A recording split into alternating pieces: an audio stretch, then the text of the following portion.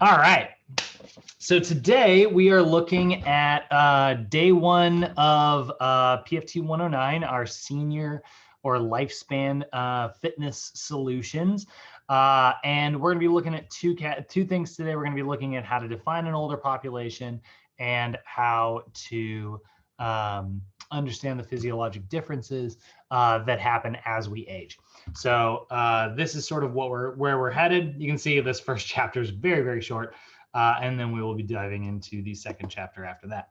So our objectives for this first chapter are to understand the older population boom, current trends around old senior injury rates, understand that like obviously healthcare costs are going up just in general, but like as we get older, that's a very big deal, right?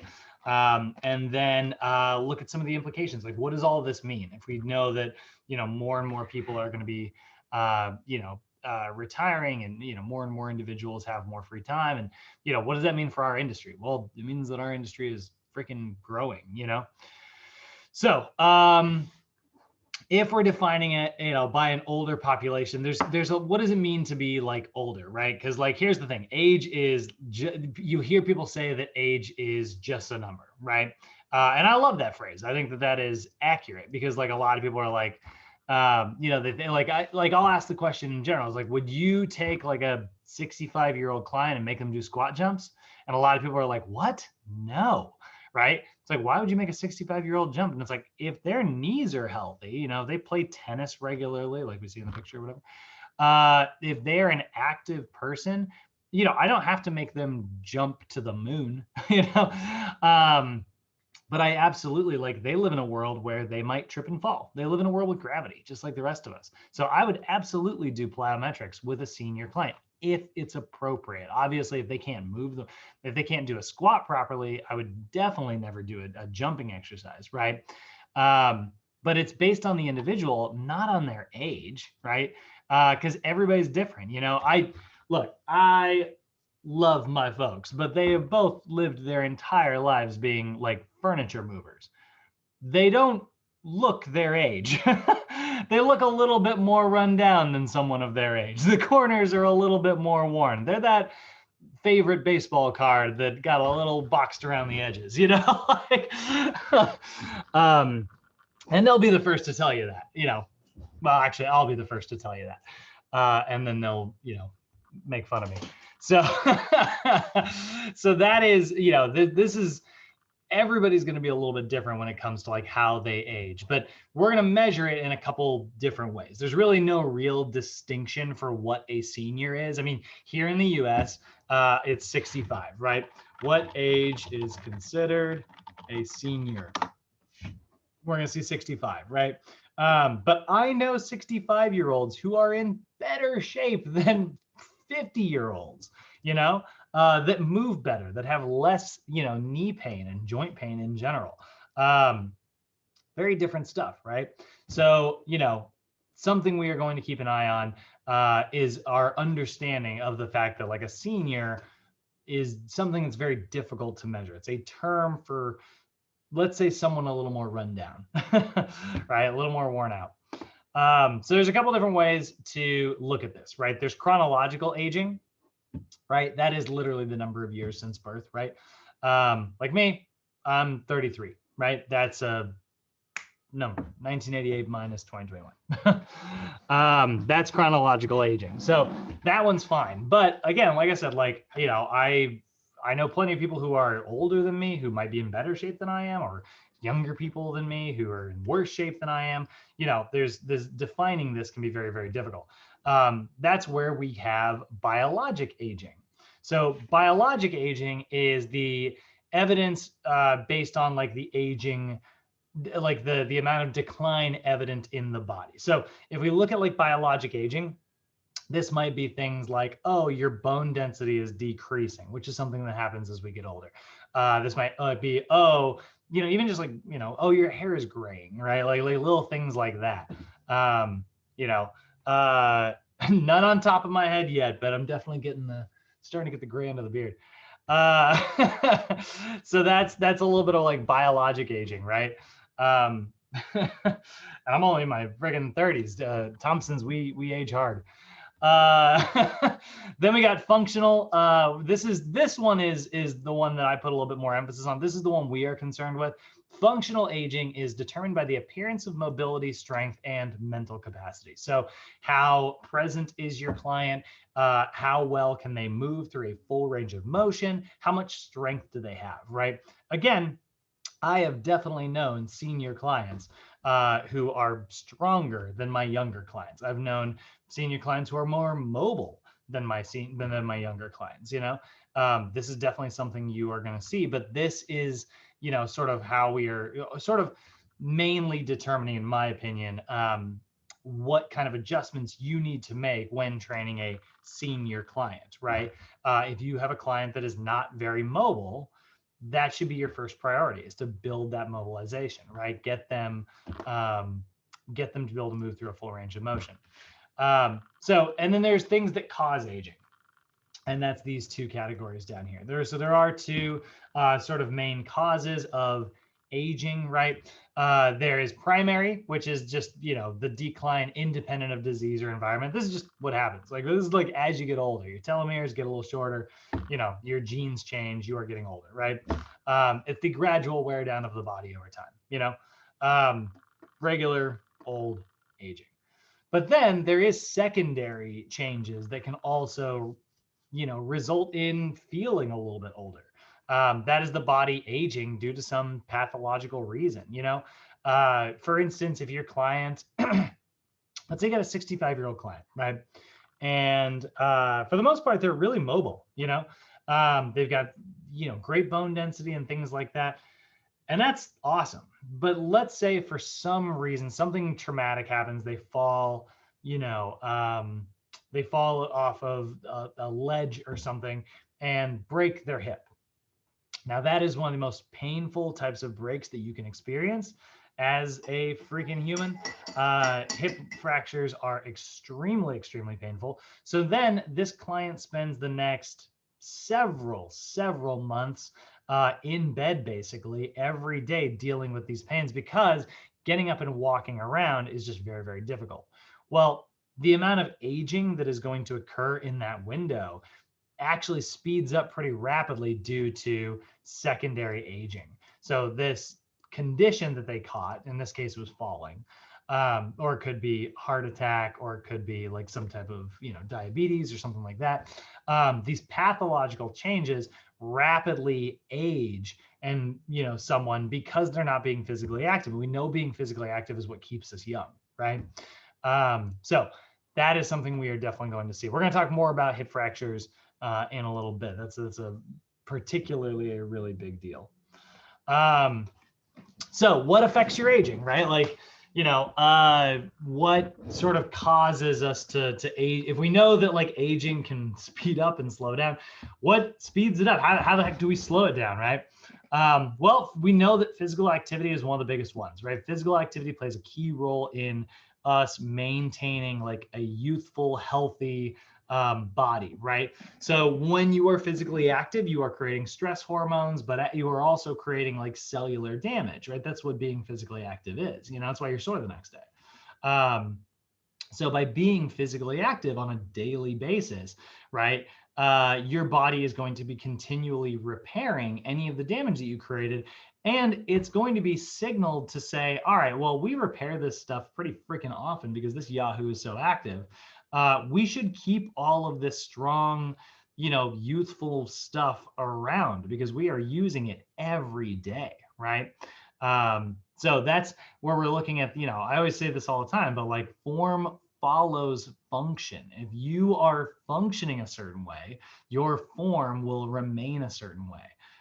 That is the most true thing that I ever say, by the way. When I say form follows function, that is the biggest truth in the universe. That is the most true thing that I say. So being very active is obviously very big. And then nutrition is a big one, right? Like nutritional intake is huge, right? Individuals with healthy diets tend to avoid those secondary aging, right? That pathological secondary aging that we experience, right? You get sick when you do not eat properly, right? Talking into like seniors, right? Like without getting enough like vitamins and vegetables into your diet. Remember, these are acting as antioxidants. Those are, those little meat shields for those free radicals that want to give us like cellular damage, right? Those free radicals, those chemicals that all of us are exposed to all the time. I don't care how, often you are making healthy choices and stuff. You guys want to hear something like freaky and scary and just something that is just a huge bummer? You're probably like, not really. PFOAs in what percentage of biologic creatures?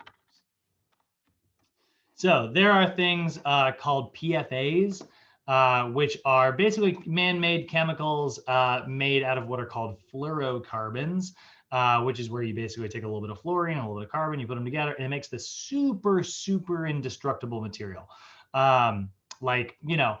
Don't get me wrong, it can flake and break and stuff, but on like a very small level, it does not break. This is what Teflon is. So Teflon is, this coating that we invented, I think in like, I don't know, the 50s or something. I'm not sure when they invented Teflon, but it's a fluorocarbon. It's a series of all of these chemicals that are all bound together in such a way that it is practically indestructible until you superheat it. When you bring it up to really high temperatures, then it becomes a little bit less destructible, which is why you never want to use metal in your Teflon pans. Now, I am here to teach you guys personal training, not cooking, but do not use metal in your Teflon pans. That is a personal training tip because this will release those fluorocarbons. Those fluorocarbons, like I said, they are basically indestructible. That's actually, yeah, there we go. Yeah, that's what they look like. And so they are so tightly packed together. But you can, let's say you can crack it, you can scratch it, and then it starts flaking off and it gets into your food and then you eat it. If you're lucky, for the most part, it's going to pass right through you, because it's not food. But if it is small enough to pass into your bloodstream, it is stuck there. There's no way your immune system is going to be able to destroy something like this. So it gets into your bloodstream and it's there forever after that. And this is made up of what? Atoms, just like everything else. So guess what? This likes to steal atoms, or electrons, not atoms, likes to steal electrons from its surrounding environment. And its surrounding environment is you. This is what happens, we call it a free radical. 1956 is when it was created.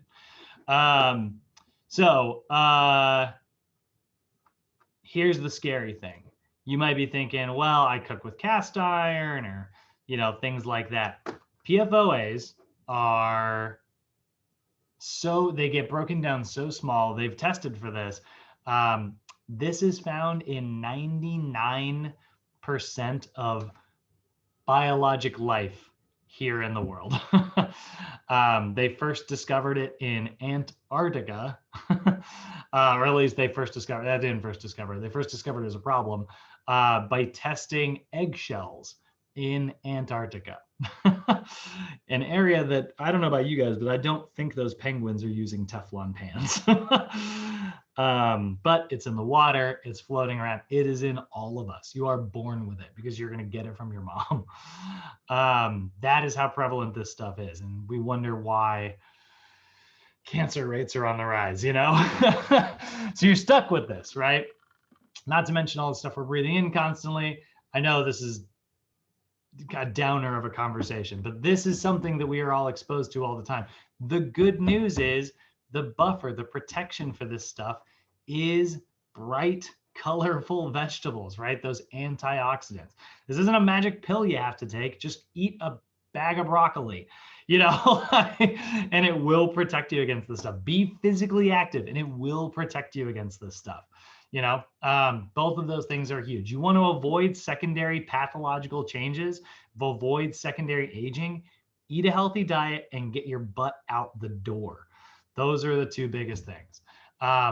making those healthy choices, choosing to lead a healthy lifestyle.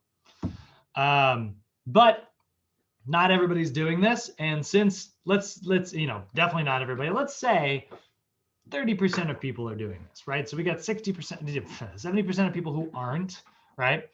That means that like 70% of the population is going to experience this rapid aging, and they're going through it. And here's the thing, everybody's actually, genuinely getting older. Like, our population has grown. So we see currently there are about 35 million older adults living in the US right now-ish.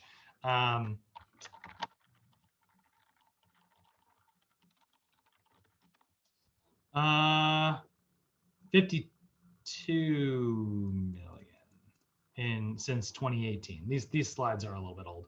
Yeah, this is I think from 2014. So that's, yeah, so it was 35 million. Now it's friggin' 52 million, right? And here's the thing, that is around 12.5% of the population back then. It's around 16% of the population right now, right? So that's 16% of the population are senior clients, people who are retired, right? People who have time on their hands.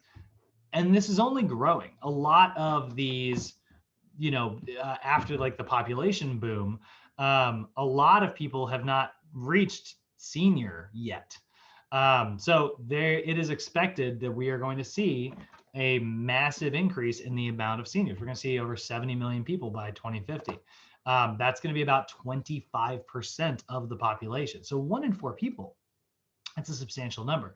That's a lot of people who need our help. We know that like the body breaks down faster the older we are. And so it's really, really important to make sure that like we have, these people are taking care of their health, but a lot of times they're not. I mean, these people are, family, they've got families that they're taking care of, they're getting the next generation like moving, right? They're spending all their time focusing on others. And then finally, when they reach like 65, that's when they finally have time to take care of themselves. And by that point, there's a lot of damage that's been done because maybe they haven't been living and making healthy choices leading up to that, right? So, this is not only going to be like a burden economically and socially, right? We're going to see, these individuals who didn't get to make these healthy choices because they were focused on their families instead, right? These people are likely to suffer. We're seeing 85%. This is back in 2005, but 85% suffered at least one chronic health condition, right? That's 57%, and actually this is much higher. What percentage of our health care costs go to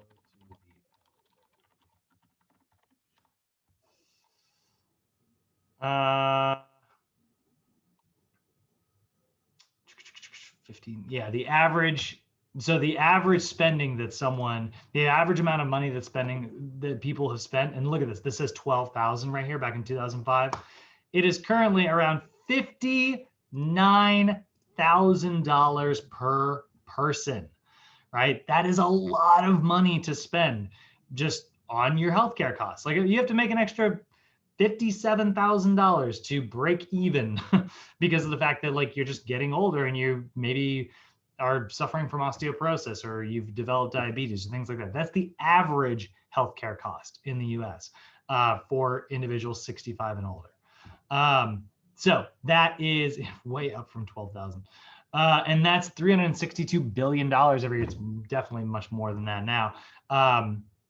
That is most of the healthcare, money that we spend in this country is on our senior clients. So we know that this is heavily associated with obesity. We know that it's associated with sedentary lifestyles, and we know that it's associated with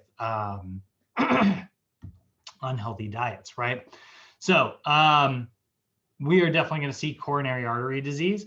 We're going to see cancer, diabetes, heart disease.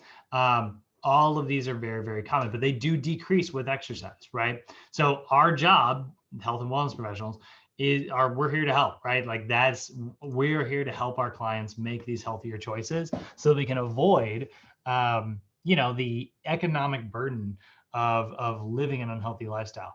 I've had clients, or I've had people, maybe usually not clients, but I've had people say, sometimes. Like, I don't know how people can afford personal training.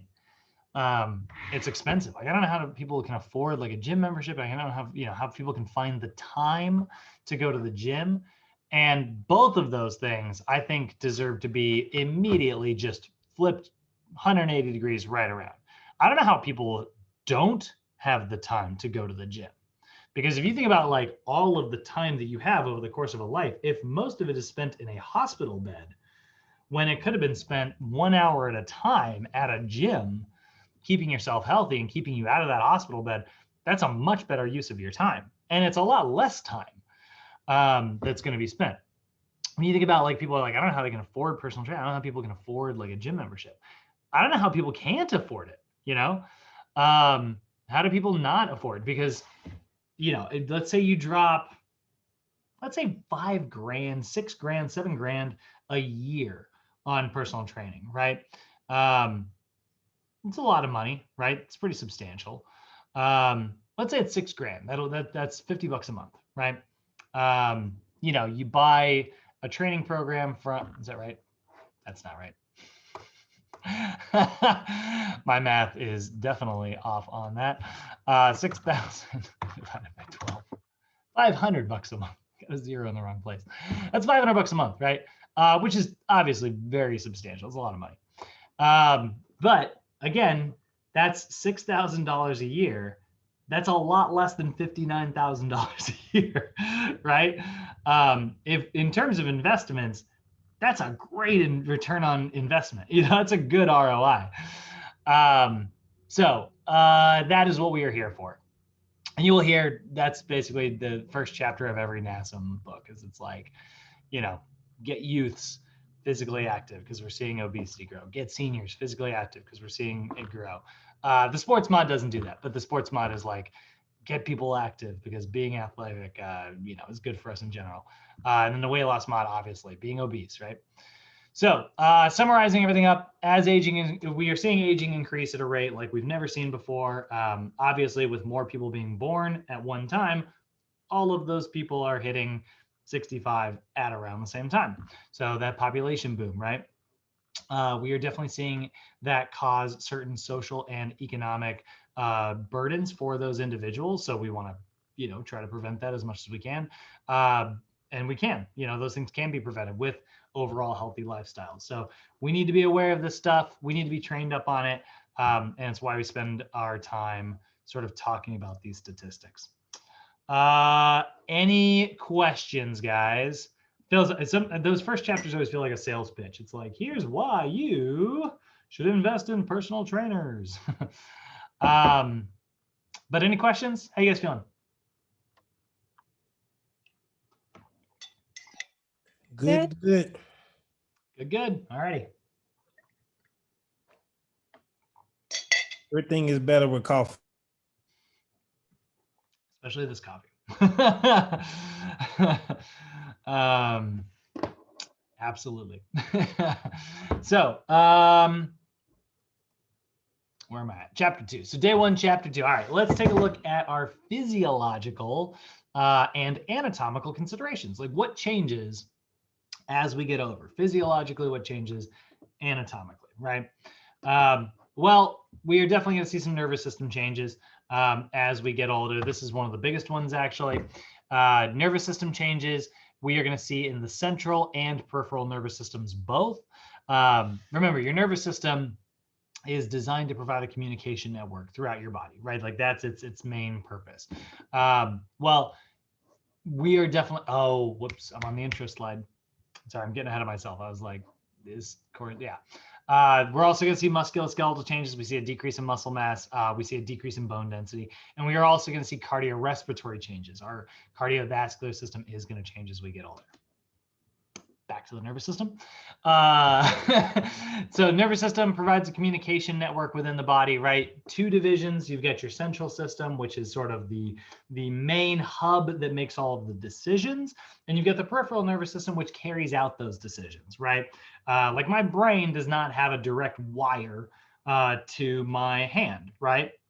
But it's got a wire down to my cervical spine, and then my cervical spine has a connection to my peripheral nervous system, and the peripheral part's going to branch out, and now, the peripheral is going to send a signal to the central, and the central is going to, coordinate that signal, right? It's going to say, okay, well, you just put your hand on a hot stove, you should move that away, right? And that's how our nervous system works. So your brain and your spinal cord, that's the central system. It's the control center of the body. Its job is to respond to information, to make decisions, right? Your peripheral nervous system is designed to, be the communication network, right? It's responsible for gathering information and carrying out the responses that are dictated by that central nervous system. So you can think of the central nervous system as like the CEO of a company, and the peripheral nervous system as all of the workers within that company who are doing, sending feedback to the CEO and carrying out his orders, right? His or her orders.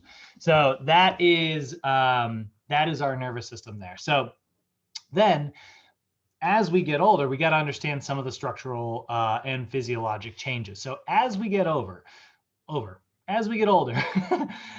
we will see structural changes in both the brain and our specific nerve cells. So that's, again, central and peripheral.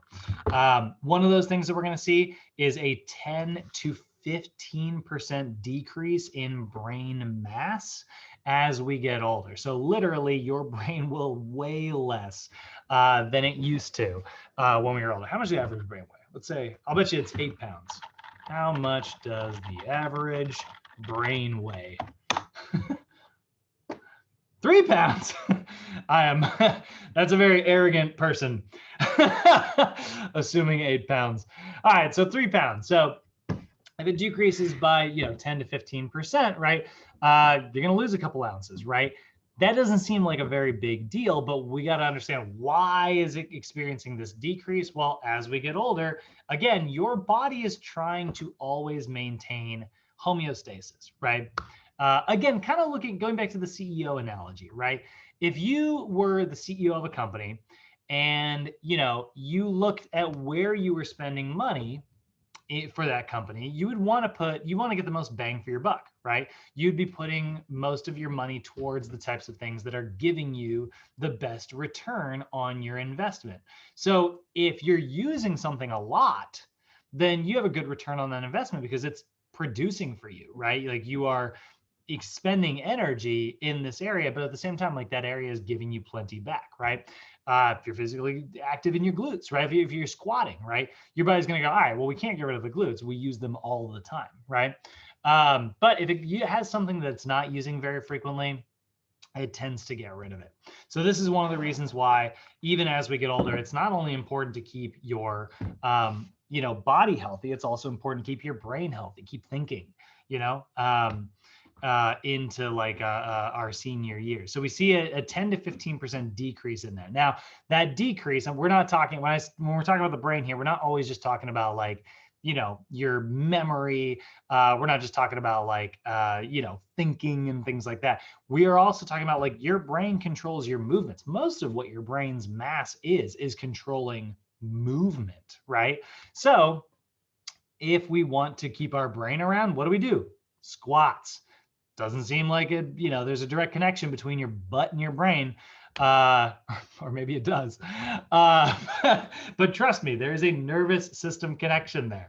By using your glutes, by using balance, right, in particular, that's one of the best ways, it can definitely keep your nervous system around, and it can reduce that aging. So what's causing that aging? What's causing that decrease in mass? Your dendrites are literally getting thinner. So as we get older, remember, your dendrites, when you look at your nerve cells, dendrites, they're all these fingers, right? They're these fingers that are reaching out. These branches get thinner, right? And so does the myelin. Your myelination of your nerve cells is also going to decrease. So these dendrites are there to carry signals to the heart of the cell so it can transfer it to wherever it needs to go. This acts as sort of a switching center, right? Well, this myelin is also there to protect that This is your gray matter, is what you'll sometimes hear that referred to as. And this is protecting your nervous system. This is fatty tissue that surrounds your nerve cells that protects the electrochemical signal as it travels. If that gets thinner, those travels can get interrupted, or they can travel more slowly, right? So that is why we see in senior clients, we do see a decrease in that, right? We're going to see sensory changes, right? That's a loss of sensitivity in the sensory system of your nervous system, right? That's going to reduce visual acuity. This is why seniors have a hard time driving. My grandma actually, it's tomorrow. My mom's got to take my grandma to the DMV because she's trying to get her license renewed. And like my dad and me and my mom, we're all like, please don't get it renewed. like, please get her off the road. My grandma's the worst driver. So that is definitely, that's how the nervous system, it gets, we see less vision, we see more, less peripheral vision. We lose, our ability to see out here. We see a loss in contrast. So it actually be, colors start to blur together, which is one of the things that we're going to talk about in like the safety. I mean, we mentioned there's going to be a safety day. One of the safety days is that you should always be posting signs that are very high contrast signs. Big difference between the background color and the text color. We do not want, I don't know if you guys think this is very easy to read or not, but I highly doubt it. We do not want our, signs to look something like that. That is pretty freaking hard to read if you ask me. So we want to have high contrast changes. Maybe it's not that hard to read. Maybe I'm getting old. We see a decrease in depth perception. That's the only one that's going to happen. So be aware of that. Always make sure that you are instructing your client in areas that are well lit, that are easier for your client to see. Give them materials in a font that is easy for them to read, right? That's a big deal. We're also going to see hearing changes, right? Hearing acuity is going to, accuracy is going to decrease. Sound masking and sound localization. So sound masking is kind of similar to the contrast changes in our vision. Sounds start to blur together. There's not going to be as much of a distinction. And then sound localization is another one. It becomes very difficult to tune things out. We're pretty good, with our nervous system, we're pretty good at like zeroing in on like where it is we want to hear something in particular. And if there's background noise, we can usually tune that out. As we get older, that ability decreases. So we need to be aware of that. If we're talking to our senior clients, we need to be in areas where it's easy for them to hear us accurately. I will say actually, and Bay, you're my only lady on the call this morning. This is actually where my female trainers have a very slight disadvantage when it comes to training senior clients. It is a little bit easier to hear someone in a lower registry. The more like bass, the more baritone your voice is, it actually carries through the air a little bit easier, and seniors will actually find it a little easier to hear, which is why one of the tips that we're going to see later on in one of our chapters is like female trainers. It is actually a very good idea to speak a little bit in your lower registry. So just dropping your voice tone just a little bit, doesn't have to be a lot, but just speaking a little bit lower like that can have a really, really, really positive effect, more so than just speaking loudly. We'll see that in a couple days when we get to it. We're also going to see probably the biggest one that we should talk about, proprioceptive changes, right? We do see proprioceptive changes in balance, right? Your nervous system is constantly providing information. When you think about like what balancing is, right? If I'm standing on one leg like this, right? I've got all this information. I overdid it. I've got all this information that's making me wobble, right? If I'm balancing like this, right, there's just information constantly going into my nervous system, right? It's coming from here, and my brain's going, all right, we're in this position. Here's what we had to do to maintain that, right? You'll even notice, like, when I did this, right, my knee jerked in for a second and then came back to center. It came back to center because it realized it overcorrected. It was like, oh, we need to squeeze like this, right? That'll counter us, that'll put blocks on the other side of the Jenga stack, right? And keep us nice and balanced. But we did it. So then it immediately wobbled right back to where it was. So proprioception, learning how to balance, is huge, because that's going to really help our clients. It's going to develop and keep their balance into those twilight years, right? Mobility, that's obviously a really big one. We see a decrease. Proprioception helps with your mobility, because you learn how to recruit the right muscles. Your body can say, hey, no, we don't need that contracting. Relax, right? And it can obviously prevent falls, which is one of the most freaking important things that we can try to spend our time focusing on. Learning how to prevent falls, right? Because again, people ask me all the time, it's like, well, you wouldn't do like single leg exercises with senior clients. It's like, I would almost do only single leg exercises with my senior clients. And the reason is because I'm trying to prevent them. I'm trying to develop their balance, right? Because they live in a world with gravity just like the rest of us, right? That gravity is going to screw up our balance. So we need to make sure that we know how to work against it. Behavioral changes, that's another one. These are changes in your personality, or your ability to like absorb large information. So we see attention decrease, the ability to learn new skills, memory, right? All these things actually kind of slow down as we get older. So the ability to learn new skills can be a little bit more challenging, can be a little more frustrating. And we need to be aware of that in our senior clients. So rather than teaching someone how to do, like a squat curl to press, right? If instead we teach them how to do a squat, and then we teach them how to do a curl, and then we teach them how to do presses, and then we start putting those things together, slowly, maybe 2 pieces at a time, and eventually we can do the whole thing, right? So that's definitely some of our behavioral changes that we need to be aware of in senior clients. So all of that is something that's going to happen. It's all natural stuff, right? But right, we always that's like NASM's like approach to everything. It's like, here's the bad news, but here's the good news. Physical activity has incredibly positive effects on all this stuff, right? We are going to see changes in the nervous system and the cardiorespiratory system, both of which are really important to keep healthy, right? So physical activity and aerobic fitness in particular has been shown to slow these degenerative changes. So performing, strength training and cardio are some of the best things that you can do, right?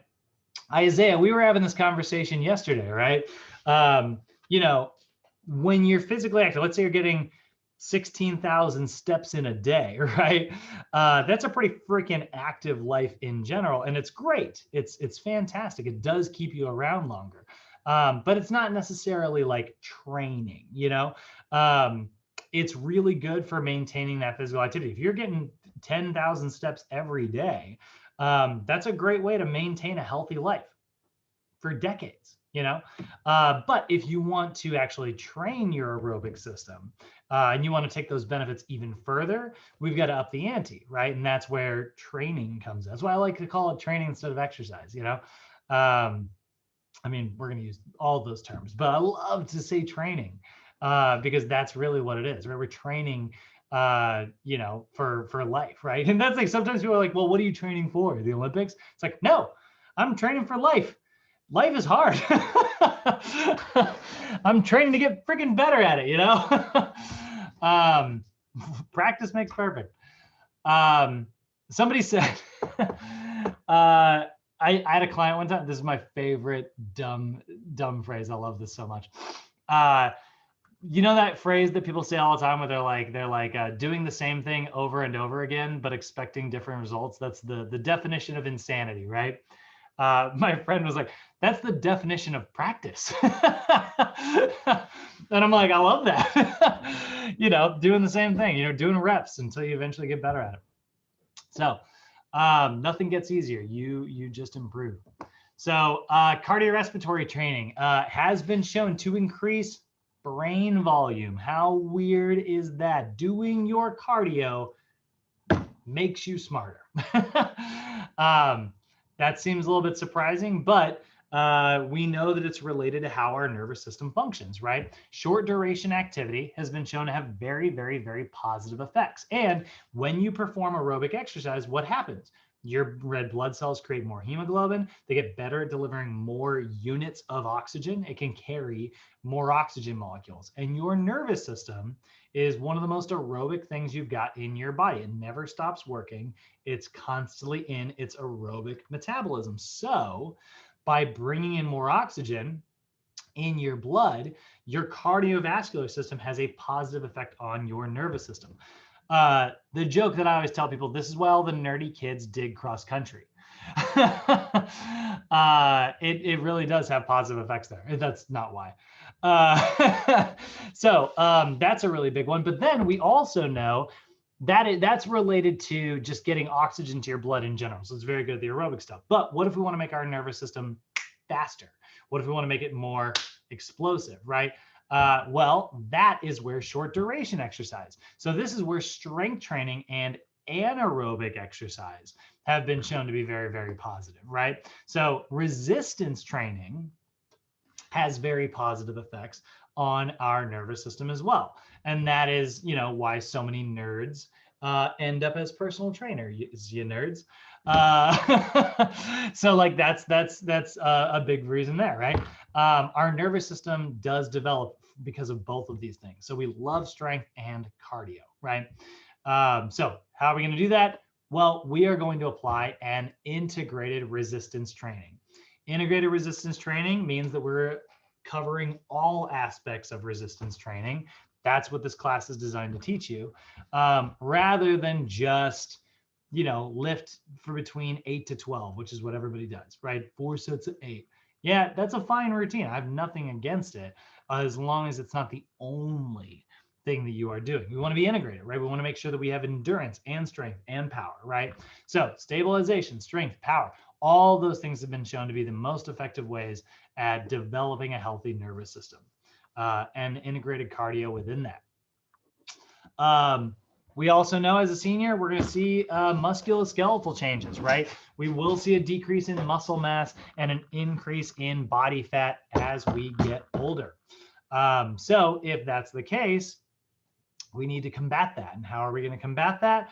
Through, again, healthy diet and musculoskeletal changes through exercise, right? So we do start to see like fat and connective tissue replace our muscle mass as we get older. We also see that connective tissue lose its elasticity, so it becomes stiffer and harder to relax.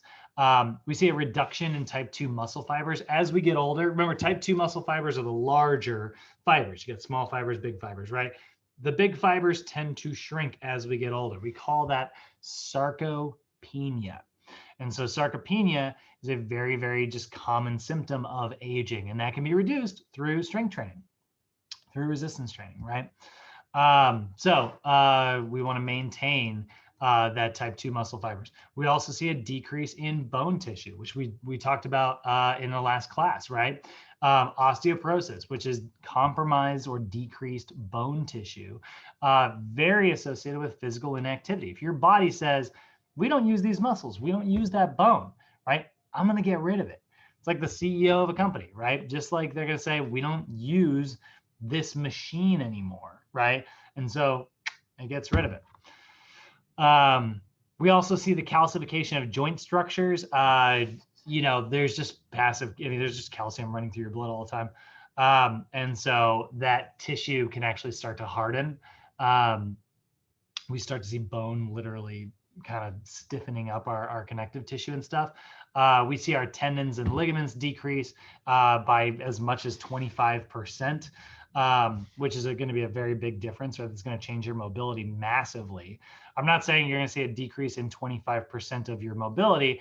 I'm saying your joint space, that bone's going to get closer, you know, to the joint, which means it's going to lose mobility, right? Maybe it gets, you know, starts hitting this hook. This is why, like, round your shoulders forward and try to raise your arms up overhead. It's impossible. And that's because the bone is hitting another bone. It's hitting hard tissue. And that's because there's just not enough space in that joint. So if we have less space, the likelihood that you're going to smack something instead of being able to run through a full range of motion increases massively, probably more than 25%. We'll see a reduction in muscular power. Obviously, large muscle fibers are the ones that allow us to have strongest contractions. So with a decrease in that muscle fiber size, that's going to have a big effect there. And we will see a decrease in the capacity for normal daily living. So as you lose this muscular strength, obviously that's going to result in a big reduction in how much stuff you can do. I mean, sometimes it can be exhausting to walk out and get the mail in the morning. That might be something that our clients experience. So we want to get that back. We want to get that mobility back for sure. So how do we do that? Through exercise, right? Exercise is going to have really, really positive effects here. So physical activity usually leads to very, very good musculoskeletal changes, right? They can experience muscular adaptations. You can absolutely pack on a few pounds of muscle as a senior client. Make no mistake about it. They can experience hypertrophy. They can experience strength just like any other client. Maybe not necessarily at the same rate, but it can definitely still happen. So we love that. Master athletes, which is my favorite freaking term ever, which are basically just seniors who exercise regularly, have been shown to maintain their muscle mass for much greater periods. People who participate in athletics and sports and lifting and things like that have been shown to simply, if they could just stop one day, they would still maintain their muscle mass for way longer than the average person. That is a huge deal. We also see bone mass retention, same concept, just exactly the same as our skeletal system. And we see joint health with, an increase in the strength of the muscles surrounding those joints. The joints experience less impact. They're not going to hit each other. You're not going to get that bone on bone contact. So it's going to decrease your risk of osteoarthritis. Rheumatoid arthritis is an autoimmune disease. That's one that's just genetics, unfortunately. But osteoarthritis, we definitely see a decrease in. We also, like I said, we see changes in the cardiovascular system. As we get older, our blood vessels get thinner. Remember, that's that arteriosclerosis. Those thinner blood vessels cannot carry as much blood. That blood cannot carry as much oxygen. So that's going to decrease blood flow to our tissues, explaining one of the reasons why our our muscle cells tend to shrink. The heart tends to get larger as we get older. It continues growing over the course of our age. Things been doing reps since before you were born. That will actually lower your resting heart rate. So your heart rate actually decreases in terms of speed. In addition to being thinner, your blood vessels tend to get stiffer, and we tend to see like thicker walls. That can lead to hypertension, right? As they get a little stiffer, that can mean that your blood pressure is going to increase, because now, again, it's not a flexible tube that allows stuff to go through very quickly. It's a really stiff tube that makes it very difficult for things to travel. We'll see improvements of cardiovascular efficiency. That's going to be reduced. So your heart rate is going to respond much more slowly. As you start exercising, generally your heart rate is going to pick up pace pretty quickly. When you're a senior, it's going to slow down. It's not going to pick it up as fast. So we will see a decrease in that heart rate response. We'll also see a decrease in lung tissue elasticity. The lungs themselves will become a little bit stiffer. That gets a little bit more difficult. And when that happens, that enlarges those alveoli. Remember that if oxygen, the same volume of air is trying to be forced into our lungs, but the lungs can't expand properly, that can break your alveoli, right? Those little sacs burst. And so the walls between them get torn down. And that reduces the amount of surface area that your blood vessels can cover those tissues. Reduced surface area, reduced blood oxygen exchange, right? That's not great. So we definitely see, recreational and normal activities, all those things are going to be reduced, right?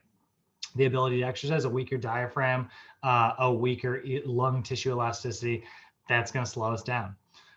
And then again, but if you buy now, the effects of physical activity have very positive effects, right? Our reduced risk for coronary artery disease, your heart gets stronger and gets better at pumping, so it's going to more efficiently pump blood throughout those systems. We see a reduction in your risk of heart disease, right? As we start to exercise, your heart stays healthier. Its electric signals work better. Its blood flow works better. It burns up your bad cholesterol as like energy, which is great because that means that bad cholesterol can no longer clog our arteries. And we see an increase in stroke volume. Remember, stroke volume is the volume of blood ejected from your heart per beat, right? A heart that can squeeze more can shoot blood further and more blood all at once. So that's a very, very, very strong heart. The greater stroke volume, the greater the efficient heart, and that's what we get from exercise. So summarizing everything up, we know that we are going to experience neurologic changes as we get older. We'll experience musculoskeletal changes as we get older. We experience cardiovascular changes as we get older. And so we need to address the neurologic stuff through balance training and strength training. We need to address the musculoskeletal stuff through strength training and cardio. And we need to address the cardiovascular changes through cardiovascular exercise and regular physical activity, as well as healthy diet full of nutrients and things like phytochemicals. So that is the intro day to senior training. Hopefully everybody in here is stoked. I don't know if anybody in here particularly wants to work with seniors, but trust me, it is one of the most rewarding populations you can work with. And also oh good, my internet's dying. Lecture's literally almost over and my internet starts to die. We better wrap this up. So definitely one of the most rewarding populations that you can work with. Questions, comments, concerns, guys? How are we all feeling?